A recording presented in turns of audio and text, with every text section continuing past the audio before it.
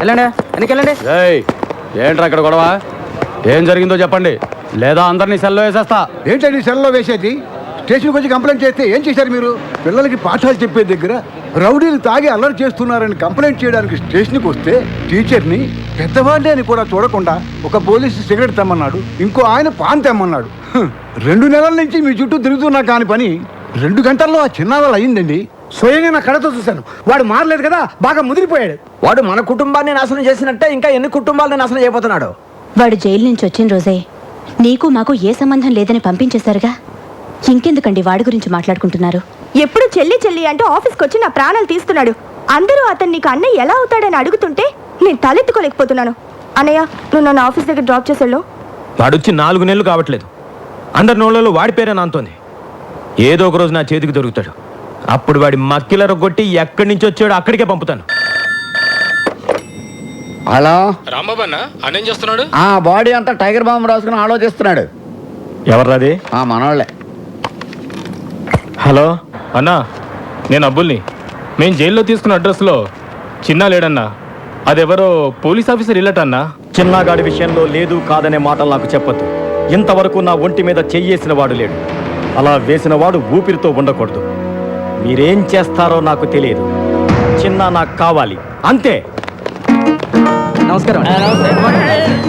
మీరు house broker Kanakaiah కదండి? అవును.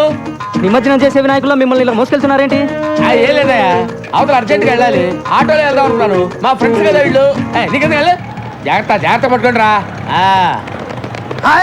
చిన్న బ్రోకర్ గారిని తీసుకొచ్చినాం. ముందు కిందకి దింపండి.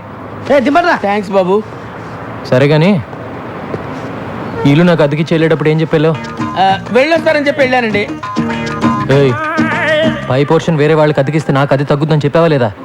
నీ గురించి తెలిసిన వాళ్ళు ఎప్పుడు కొడతావో ఎప్పుడు తిడతావో తెలియక తెలియని వాళ్ళు కూడా తెలుసుకొని రానంటున్నారు బాబు.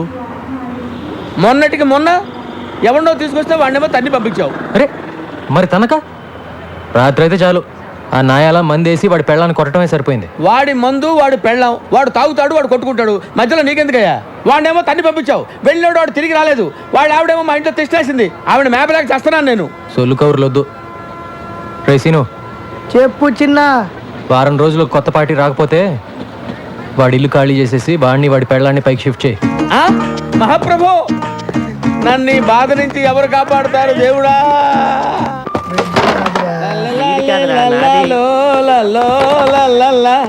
లైఫ్ లో ఇటు సైడ్ రావనుకున్నా. ఏంటి సంగతి? పై పోర్షన్ లోకి పార్టీని పట్టేసా.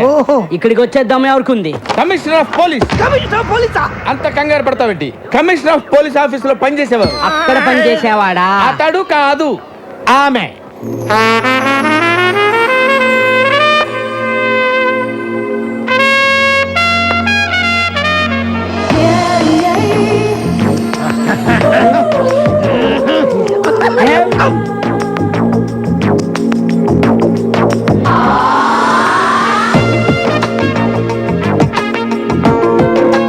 హలో రామ్మా, ఇదేనని చెప్పి వీళ్ళు చూసిరండి.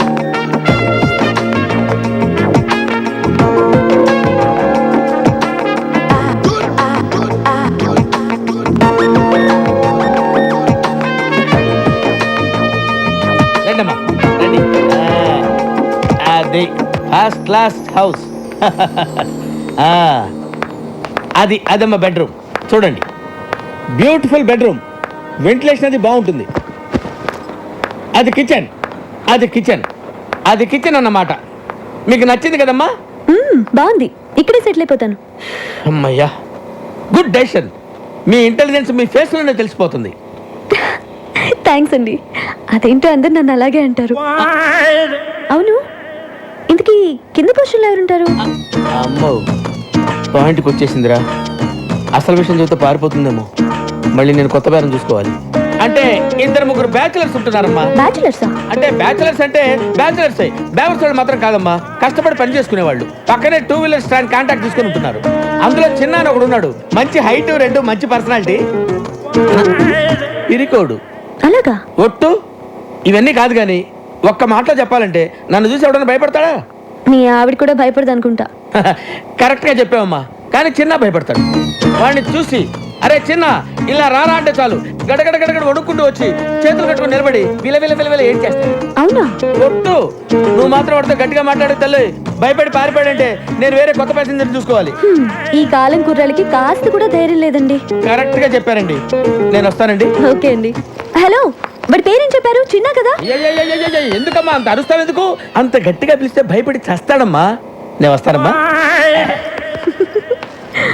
కొట్టు స్ప్రే కొట్టు అంతే ఇటు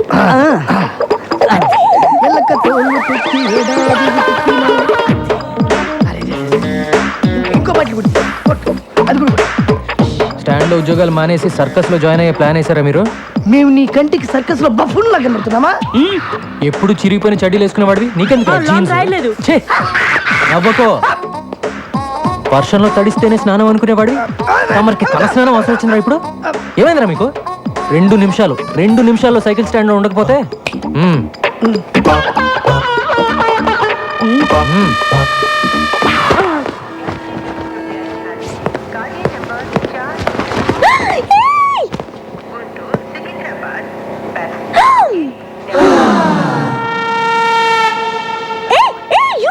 Don't touch that.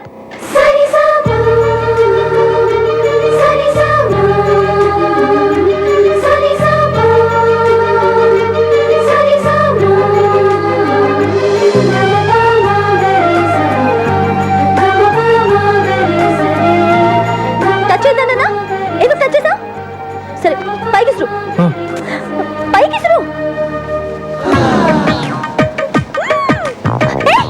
అది ఎందుకు అలా చేస్తున్నావు? కింద పడే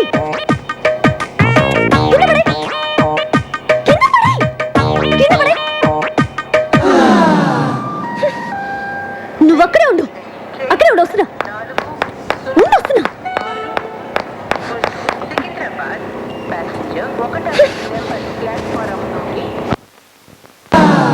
నీకు తెలీదా? ఎవరు నువ్వు? నీ పేరేంటి చెప్పు. ఏంటా చూపు? చాలా బాగుంది. ఏయ్, నిన్నే కదా అడుగుతున్నాను. నోరు తెరి చెప్పే.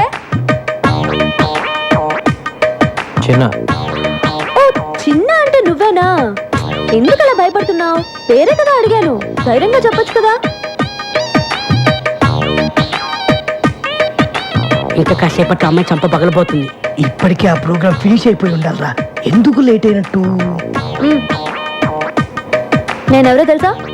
కమిషనర్ ఆఫీస్ లో పనిచేస్తా. అందమైన అమ్మాయిందని అప్పుడప్పుడు ఇలా రావటం, నాకు సైట్ కొట్టడం లాంటి వెధ వేషాలు వేసావంటే లోపలికి తోసేస్తాను. జాగ్రత్త. నీతో ఇంకో 2 ఉంటున్నారే. ఒకడు అమావాస్య రాత్రి పుట్టిన కాకిలాగా, మరొకడు వంకాయకి కాళ్ళు చేతులు పెట్టినోడ్లాగా. వాళ్ళు కూడా చెప్పు, అర్థమైందా? ఏ చిన్న, నీ కళ్ళు మాత్రం చాలా బాగున్నాయి.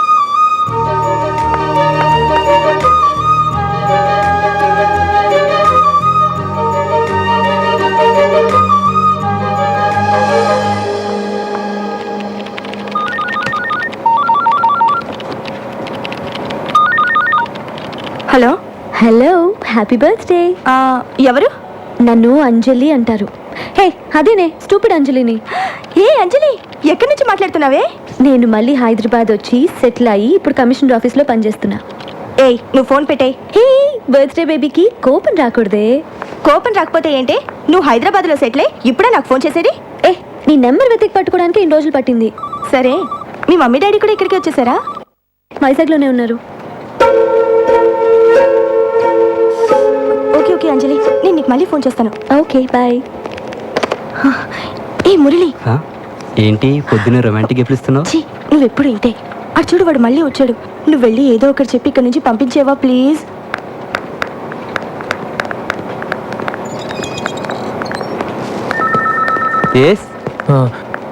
యమునని పిలుస్తారండి? ఈరోజు రాలేదే యమునా? వచ్చిందండి, ఇందాకే బస్ నుంచి దిగటం చూశాను. యమునా, యమునా, యమునా, ఎక్కడున్నామా? యమునా, నువ్వు ఎందుకు వచ్చావు? ఏమన్నా బిలు? తనేమో నేను చూడడానికి ఇష్టపడట్లేదు, నువ్వేమో ఎంత చెప్పినా వినిపించుకోవు. తీసుకొస్తావా?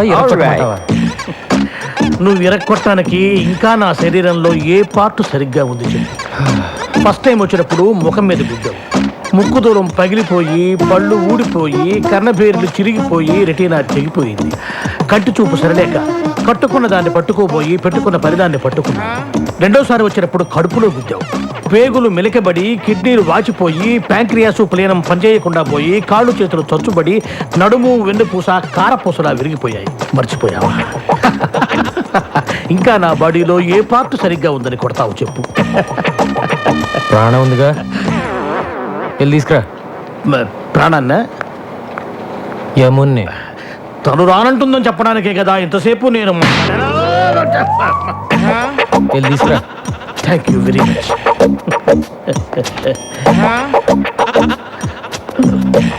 ఏమునా? ఏం సార్, అన్నయ్య వచ్చాడు, వెళ్ళి చూసిరా అని చెప్పబోతున్నారు అంతే కదా? నేను వెళ్ళను. వెళ్ళవా? ఇక నా వల్ల కాదమ్మా. మీకు ఏమన్నా ప్రాబ్లమ్స్ ఉంటే పెద్దవాళ్ళతో చెప్పి సాల్వ్ చేసుకోండి, అంతేగాని ఏమీ తెలియని అమ్మాయికుండి నన్ను పట్టుకొని స్కూల్ పిల్లలు అమ్మో స్కూల్కి వెళ్ళని పసిపిల్లాన్ని కొట్టినట్టు కొడుతున్నాడు అమ్మా. కొంచెం నా కోసమే నన్ను వెళ్ళివే. ఏం కావాలి నీకు? ఈ రోజు నీ పుట్టినరోజు కదా, నీకు ఇష్టమని ఈ కేక్ తీసుకొచ్చాను. పుట్టినరోజు అంటే ఇలాగ ఆఫీస్కి వచ్చేయడమేనా? మిగతా వాళ్ళందరూ కూడా ఇలాగే నీలాగా ఆఫీస్ అవర్స్లో వచ్చి డిస్టర్బ్ చేస్తున్నారా? మిగతా వాళ్ళంతా నీ ఇంటికి వస్తారు, నేను రాకూడదుగా? తెలుసు కదా, నేను ఇంటికి రాకూడదని చెప్పింది నీ మొహం చూడకూడదని. నువ్వు అప్పుడప్పుడు ఇలా వచ్చి నా ప్రాణం తీయకు. చిన్నప్పుడు ఎప్పుడు కేక్ అడిగేదానిగా, కొంచెం తినమ్మా, సంతోషంగా వెళ్ళిపోతాను. నా పుట్టినరోజు చేసుకోవడానికి, నాకు ఇష్టమైనవి కొనివ్వడానికి మా ఇంట్లో చాలా మంది ఉన్నారు. నా కోసం నువ్వేమీ చేయక్కర్లేదు.